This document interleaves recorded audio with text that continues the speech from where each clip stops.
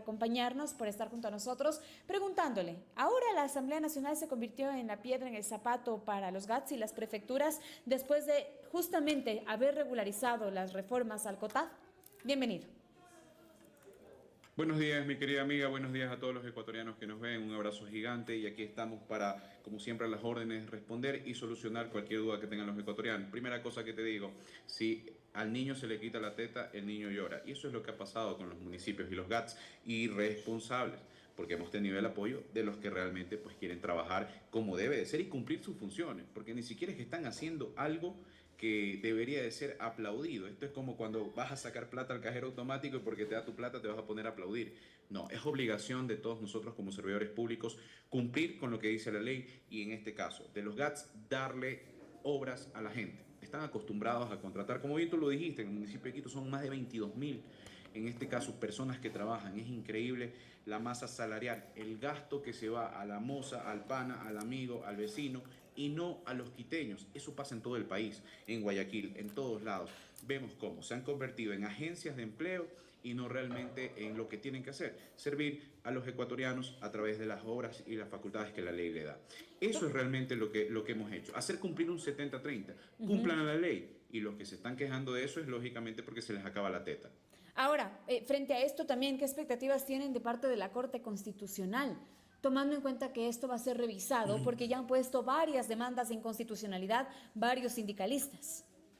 Definitivamente, sindicalistas que como digo yo, pues no trabajan ni para sus sindicatos ni representan a nadie, representan a tres o cuatro mal dormidos que realmente no entienden que los ecuatorianos, que la obra como tal es lo que los ecuatorianos necesitan, no discursos vacíos. La Corte Constitucional, una corte que como digo yo, trabaja más de manera política que jurídica, dedicada a hablar del cambio de género de los niños, entre otras cosas, y no de la realidad que tienen los ecuatorianos, de los problemas urgentes que tenemos que resolver.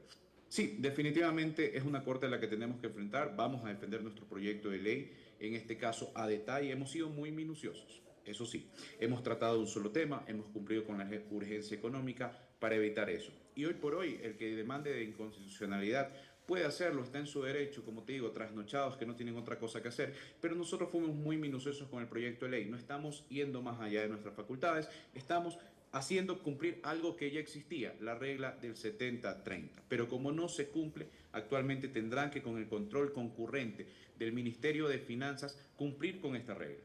Eso sí, a todos los ecuatorianos tengan claro algo, quien se queja de esto es quien no quiere cumplir, quien no quiere darles obras. Los que más reclamaron fueron los de RC. Yo hasta el día de hoy espero la carta de disculpas con Durán, porque lo dejaron sin agua. Tuvieron los 57 millones de dólares para resolver un problema histórico en Durán, un cantón que es el tercero en ingresos tributarios. Y sin embargo, siguen sin agua. Hasta el día de hoy tienen que usar tanqueros y bañarse con la Bacar, porque lamentablemente hubo una delincuente de RC que se robó la plata, hoy está sentenciada por peculado. Eso es lo que representan. Claro, como se les acaba la teta, como se les acaba la farra, ahora sí se quejan. Pero yo hasta el día de hoy veo las cartas de disculpas porque Alexandra Arce les pertenece a ellos. Ese muerto político es de ellos. Esa persona que se robó el dinero es de ellos. Y hasta el día de hoy RC le ha dicho a Durán, perdón por habernos robado el agua. Fue culpa nuestra. A propósito Pero de eso eso, sí, hay una ley en materia hídrica que se está tratando incluso dentro de la Asamblea Nacional y que debería retomarse. ¿Por qué no la toman en cuenta? Precisamente para obligar en estos momentos a varias zonas rurales, a varios GATS y prefecturas a trabajar en ese punto, en poder dar un servicio que es obligatorio y que además es un derecho de absolutamente toda la ciudadanía, como poder tener agua potable para comer, asearse, ir al baño y hacer absolutamente lo que sea, pero con agua que sea limpia, con agua que sea potable.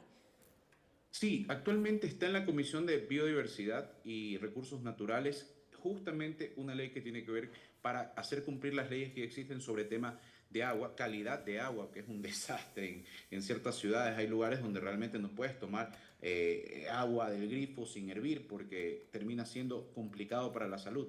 Y eso está en la Comisión de Biodiversidad. En este proyecto de ley no acogemos o no ponemos más temas porque justamente queremos evitar la susceptibilidad de una corte política y no jurídica para que los proyectos de ley sobresalgan y puedan ser puestos a beneficio de los ecuatorianos. Asimismo, con el proyecto de ley que estamos tratando, que el día de hoy vamos a terminar con las últimas reformas y volverlo a mandar al Pleno, de Casa 100, de las donaciones de las casas de los privados, en este caso a través del Ministerio de Infraestructura y Transporte, estamos siendo muy cuidadosos porque al final, cuando se bloquean leyes como se hicieron con temas de seguridad, los ecuatorianos son los perjudicados. Y aquí tenemos que pensar en darle soluciones a los ecuatorianos. Por eso hemos sido muy minuciosos y estamos tratando solo de un tema en estos proyectos de ley para evitar que mañana pues se pongan a llorar. Y justamente a eso me voy a ir y les voy a decir a todos los asambleístas que puedan estar en este espacio durante estos días, porque tienen que ustedes emprender una normativa que también incluso limite el número de trabajadores dentro de prefecturas, dentro de municipalidades, que sea proporcionado incluso al presupuesto que se les otorga. Hoy por hoy tienen ya la obligación de gestionar el 70-30, pero también todo ese presupuesto tiene que ir en torno a cuántos funcionarios también trabajan, sin perjudicar las obras que merecen los ciudadanos. ¿Por qué no ponen en marcha precisamente una ley que vaya de esta mano, que limite que exista el tío, el abuelo, el primo, el hermano, el favor, el que fue a la campaña, el que le ayudó a repartir panfletos, el que le ayudó a borrar algún documento, el que sea, está trabajando en diferentes instituciones públicas sin tener probidad notoria? Y no solo probidad notoria, sin tener la capacidad, en este caso la instrucción formal necesaria. El día de ayer, por ejemplo, en la Asamblea, esto debería ser hasta para la Asamblea, mínimo título cuarto nivel. El día Para de ayer todos, en la discusión, todas las instituciones públicas, digo yo, digamos, si es que al sí. Ministerio del Deporte, Educación y Cultura se le asigna tantos millones de dólares, ustedes deben tener un número de empleados que bordee tantos. O sea, tiene que ir en conjetura con lo que están haciendo, con lo que están recibiendo y con el número de empleados. No puede gastarse todo el dinero en pagar sueldos, pues. Completamente de acuerdo. Definitivamente, primero, la plata de los ecuatorianos debe administrarse de manera responsable. Y hoy por hoy, lamentablemente, buscan los huecos, buscan por dónde irse. Si yo no puedo contratar a un familiar, le digo a mi pana concejal que contrate el familiar, porque yo no puedo. Y no solo concejal, Sergio, en la Asamblea también hemos visto eso. Claro que sí, en la Asamblea tuvimos al inicio del periodo ese tema. Yo siempre he dicho que cuando uno entra al servicio público, lo primero que tiene que decirle a la familia es no me llame para temas de mi trabajo. Y así tiene que ser. Pero lamentablemente buscan la manera. Por eso en la Asamblea, pues Nils, muy bien, el presidente cogió y dijo, no, esto se acabó y reformamos un reglamento puntualmente para que inclusive ni siquiera a través de un tercero tú puedas contratar a tu familia. Y así evitar este tipo de sabidurías, de zapada que existe. Pero debe de ser en todo el servicio público. Claro, es un proceso de transformación. Yo definitivamente estoy a favor. Estamos viendo ciertos temas. Para mí hay ciertas facultades que deben regresar al gobierno central. El tema de tránsito es completamente lamentable. Se han convertido en agencias ni siquiera de empleo de los partidos políticos, sino de los delincuentes. Las bandas manejan las agencias municipales de tránsito y esto se ha permitido gracias a eso. A estos pequeños vacíos legales que existen, que han permitido que hoy la delincuencia se tome las agencias municipales de tránsito, que estén emitiendo como si fuesen la agencia de tránsito, ellos las licencias, ellos los permisos, ellos haciendo las revisiones. Terrible lo que estamos viviendo. Por eso esta transformación al país que hemos heredado con total descontrol, donde un presidente se sentó con la mafia en la misma mesa y se tomó foto haciendo poses como reggaetonero. Eso es lo que tuvimos y hoy tenemos que salir de eso y es un proceso de transformación. La única forma de hacerlo directo inmediatamente es una constituyente. Lamentablemente... Claro, la gente no aprobó esto en las urnas. Claro, entonces tenemos que ir por el camino largo. Yo entiendo que ese fue un voto rechazo a la gestión de ciertos ministros, no en desapoyo al presidente ni a las preguntas, sino a ciertos ministros que no entendieron la realidad. No sé si ministros o a la desinformación.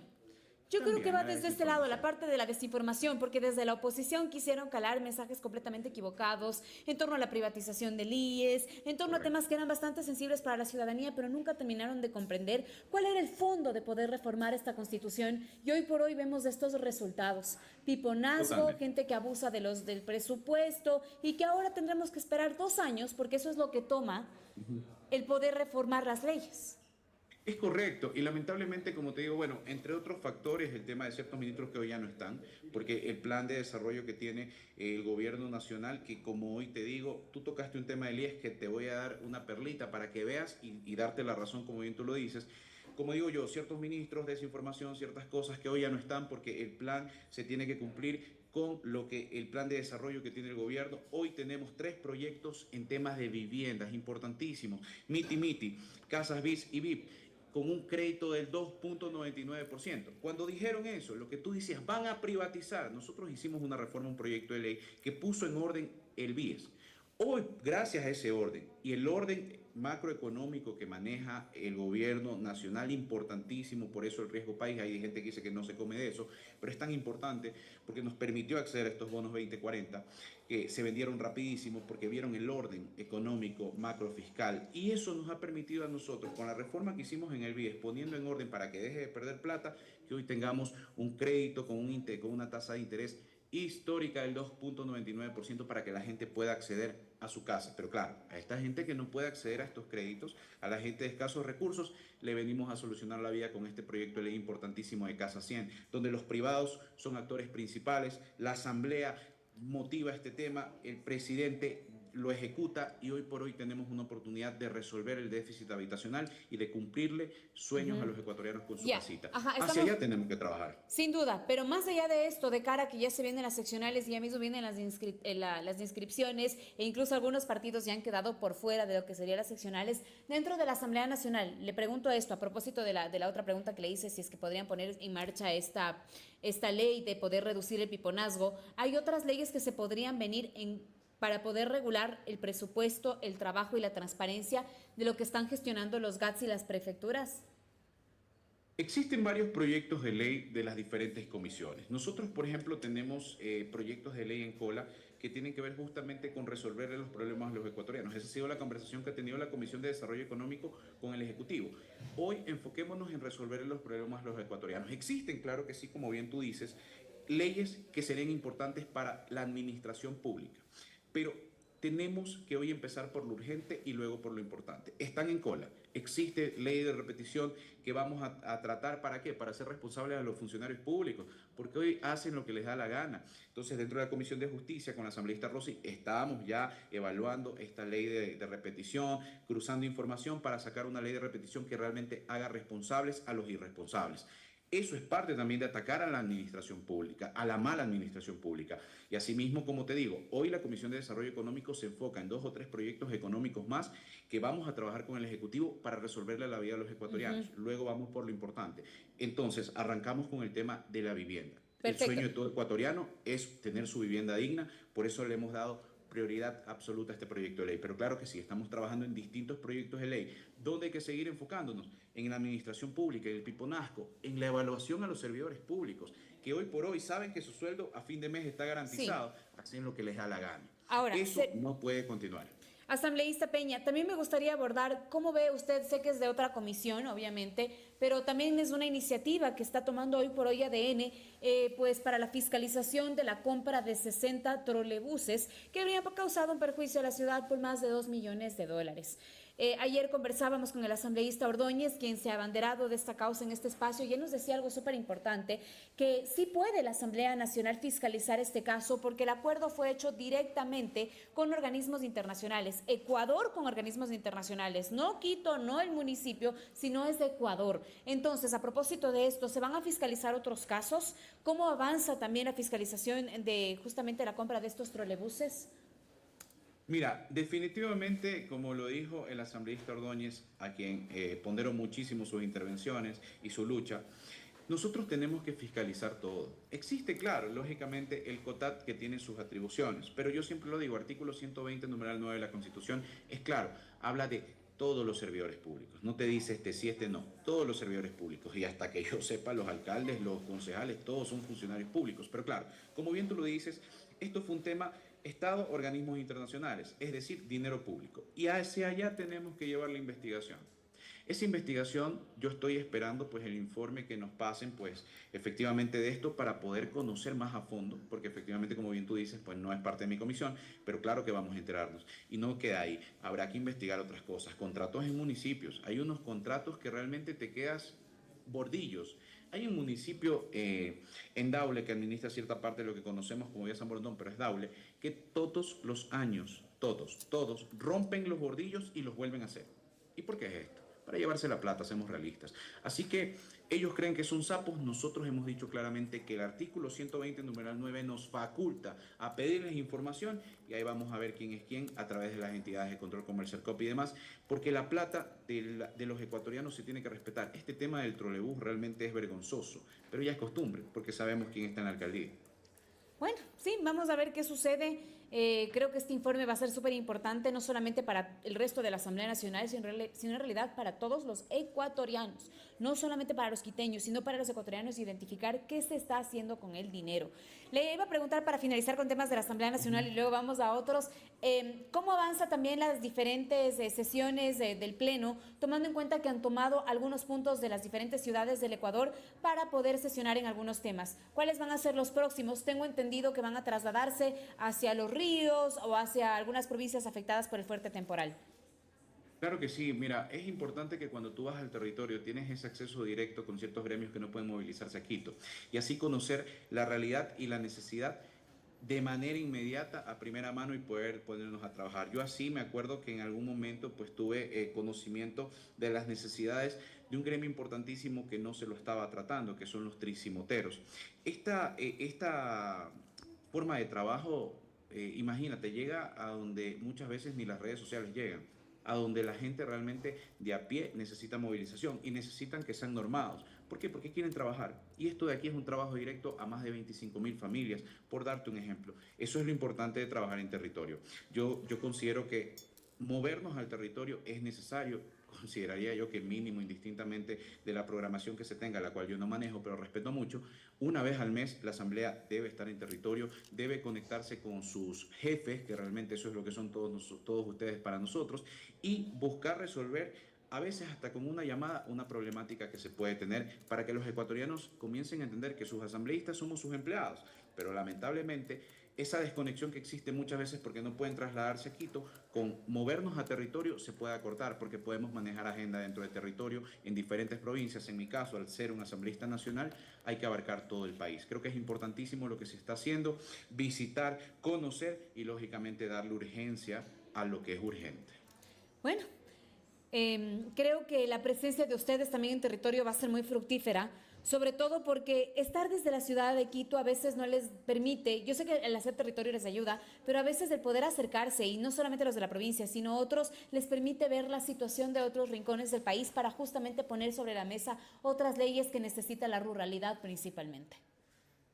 Es correcto, y lamentablemente se sataniza hasta el hecho de cumplir nuestro trabajo, porque ese es nuestro trabajo, fiscalizar y legislar. ¿Cómo legislamos desconociendo? No todos somos expertos en todas las materias, por lo cual conversar con la gente nos hace entender las necesidades puntuales para investigar y ahí sí decir esto es lo que necesitan. Por eso, inclusive yo en otras comisiones siempre pido participación de voz, hago las propuestas respectivas porque se escucha a la gente y uno dice así le podemos resolver con el conocimiento que tenemos y proponemos. Así tiene que ser, eso es lo que tiene que ser un asambleísta, no quejarse de todo. Como digo yo, la oposición debería entender eso.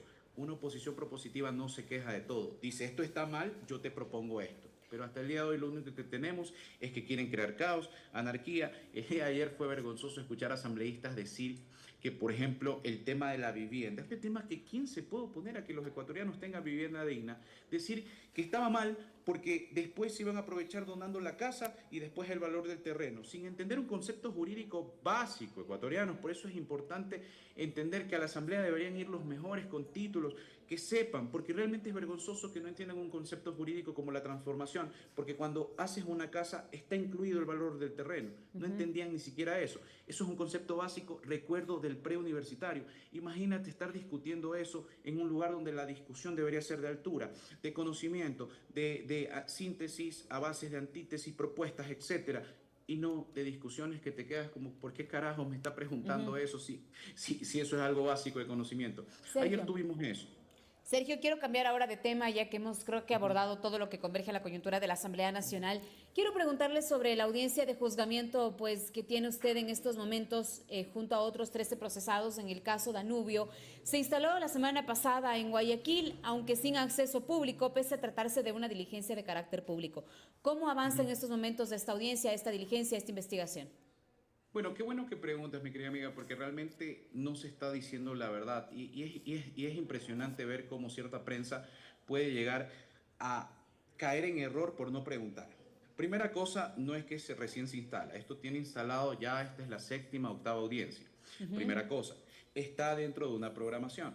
Es decir, las fechas son públicas, están dentro de programaciones. Se tiene que llevar el proceso como tal, lo que dijo Fiscalía, que por suerte a los que han estado presentes, porque es otra mentira, de que no ha sido pública. De hecho, hay abogados y gente de RC que estuvo presente, tomó fotos y tuiteó.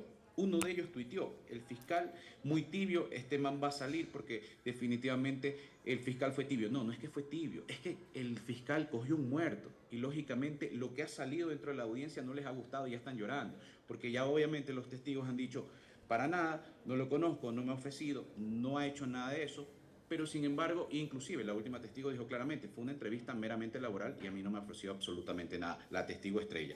Por lo cual ya comienzan con el inmodium a listarse porque saben cómo va a terminar esto. Cuando existe una persecución o un error de la justicia, uno da la cara. Eso es lo que hace una persona de bien, una persona que se sabe inocente. Los que saben que son delincuentes se van prófugos, no enfrentan la justicia. Así que, ¿qué es lo que va a pasar en este caso? Y repito, las audiencias son públicas. En todo caso, lo que no han intentado es conectarse, porque el link es público. Y repito, los correístas se conectaron a tal punto de que tomaron capturas de la audiencia y lo tuitearon. Y asimismo también existen videos de gente que me detesta diciendo, va a salir porque definitivamente esto, lo otro, y ahí están los videos. Yo lo que no hago es publicar absolutamente nada porque soy una persona respetuosa del debido proceso. Pero les digo, cuando pase lo que tiene que pasar, porque ya se ha demostrado en audiencia las cosas, compren Inmodium, porque a diferencia de ellos, yo doy la cara. ¿Usted Porque sé ratifica que su no he hecho nada. inocencia? Totalmente, y eso es lo que va a pasar. Por eso le digo a ellos que compren Inmodium, porque ellos sí, a pesar de que sí tienen muchos procesos, tienen más procesos legales que militancia. Esto es lo único con lo que me podían atacar. Y yo he dado la cara. Y cuando termine el proceso, yo mismo sacaré las grabaciones, para que lo que ellos ya saben, porque han estado presentes en audiencia, porque sí fue pública, y sí se conectaron. En este momento ya están diciendo no que el fiscal, no, el fiscal, repito, está haciendo su trabajo, lamentablemente heredó un muerto, algo que no tenía ni pies ni cabeza y ya se está demostrando. Yo sacaré los videos de las audiencias terminados para que quede clarísimo ante el pueblo ecuatoriano que cuando te persiguen uno enfrenta a la justicia con la verdad, pero cuando sabes que has cometido algo, lo primero que haces es irte a Bélgica. ¿Cuál es el siguiente paso en este caso? En todo caso, ya está No dado sé. esta audiencia, usted dice que tiene todo documentado, lo va a presentar al final. ¿Cuál es el siguiente paso? El siguiente paso en este caso, pues, es que se terminen con las audiencias programadas. Siguen dos audiencias que el tribunal tiene que notificarnos, se lo dijo en ese momento que lo iban a hacer en estos días, y ahí se seguirán con el desarrollo. Fiscalía hasta ahora ha terminado con los testigos estrellas, de ahí ya nos toca a nosotros hacer los descargos correspondientes, que hasta ahora, gracias a Dios, pues se ha mostrado por parte de ellos mismos en las preguntas que no existe ningún tipo de responsabilidad o materialidad, que simplemente pues, fue una denuncia anónima y que ya se corroboró en los testimonios que esto fue fraguado, porque justamente pues hubo la contradicción entre el agente investigador y la testigo estrella, que por suerte no mintió, eso se lo valoro en este caso. Vamos a estar Así pendientes, cómo avanza en todo caso en las siguientes claro que sí. audiencias y expectantes entonces también de lo que usted tendría que mostrar en su defensa. Sí, cuando ya termine el proceso yo podré sacar los audios de audiencias, podré pedir de manera formal como debe ser los videos y podré mostrar justamente los interrogatorios donde se demuestra claramente cómo fue esto de la persecución. Me quedo con eso, Sergio. Gracias por acompañarnos. Muchísimas gracias. Te mando un abrazo fuerte, un abrazo a los ecuatorianos y sepan que aquí estamos para trabajar por ustedes. Un abrazo. Muy amable. Gracias por estar junto a nosotros. Vamos a continuar con más recomendaciones.